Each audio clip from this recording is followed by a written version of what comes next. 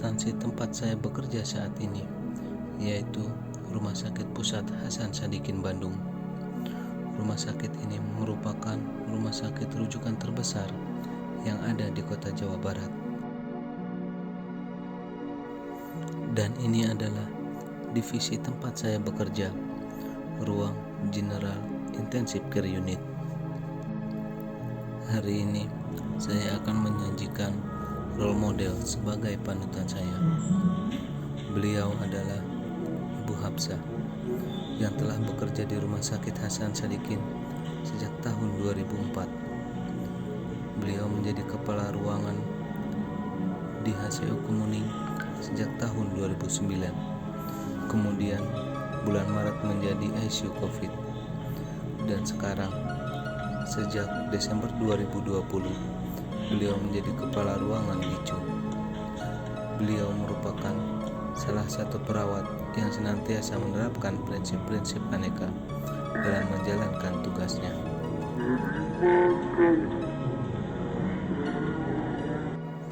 Sebelum melakukan kegiatan, beliau selalu memimpin doa. Setelah itu, diadakan briefing. Jadi apa Teh Ami? Dona ketetesan Oke, kolusi apa Tika? memberikan suatu ada dengan maksud berupa barang atau jasa. Lalu pelayanan. Di sini kalau pasien mau masuk ke sini gimana caranya? Kalau pasien pertama vaksin dulu, bisa dari ruangan lain, bisa dari emergency, bisa dari OPA atau operasi, dan bisa dari rumah sakit. Setiap harinya, beliau selalu menjalankan tugas dan memenuhi tanggung jawab yang menjadi amanahnya. Beliau juga bersifat adil dan transparan. Sebagai contoh kecil, dalam pembuatan jadwal, selalu transparan dan adanya buku permintaan jadwal. Ini agar pelayanan dapat berjalan dengan baik. Selain menjalankan tugas sebagai kepala ruangan, beliau juga sering menyapa pasien dengan ramah dan sopan. Di ruangan ini juga menerapkan efisiensi cuci tangan cukup 1 lembar saja. Kemudian alat-alat yang terpasang di listrik yang tidak terpakai dicabut.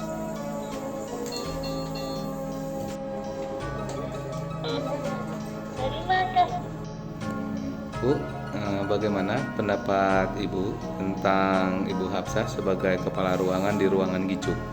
Ya, baik, terima kasih Bu Hapsah. Dalam pandangan saya, yang pertama, beliau mempunyai idealisme yang tinggi, pemikiran yang visioner ke depan, kemudian selalu datang tepat waktu.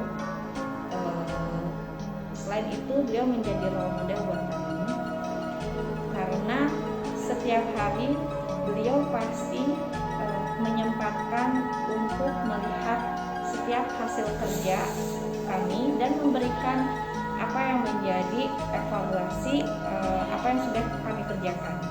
Kemudian tidak lupa beliau juga selalu mengingatkan kepada kami untuk tetap menjaga kondisi kami, baik itu kesehatan maupun hal-hal lain, agar kami tidak terlalu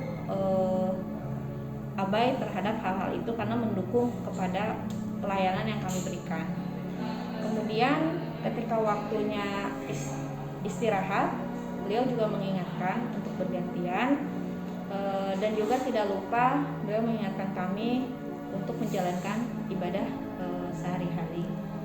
Mungkin itu yang bisa saya sampaikan kepada teman-teman untuk kali ini.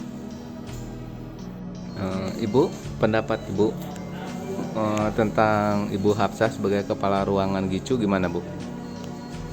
Pendapat saya, ya semenjak ada Bu Hapsah di sini, ya kita ada beberapa perbaikan ya, termasuk dari metode tim, seperti ada BPJP sekarang kan ada perawat tanggung jawab ya. Terus juga kita bisa bekerja sama, alhamdulillah kita sama dengan baik ya antara Wing A dan Wing B dan juga Gicu 2.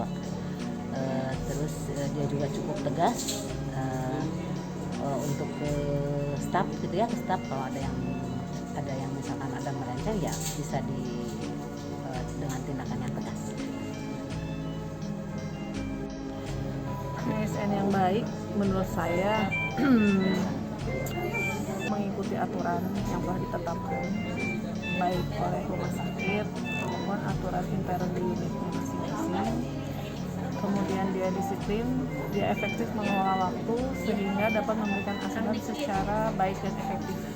Ada ASN itu kan diikuti dengan kewajiban-kewajiban pribadi ya, seperti misalnya dia harus mengisi logbook, dia harus mengisi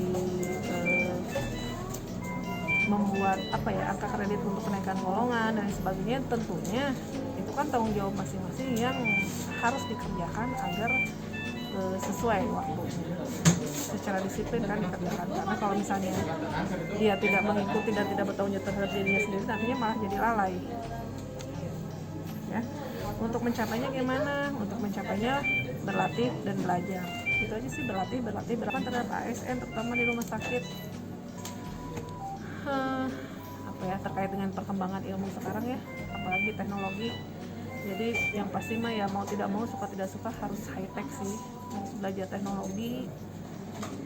Karena sekarang semuanya mengarah ke elektronik ya, mau medical record elektronik, absensi elektronik, pengisian logbook elektronik, semuanya serba elektronik. Jadi mau tidak mau ya kita memang harus belajar untuk menguasai teknologi setidaknya yang terkait dengan tugas kita.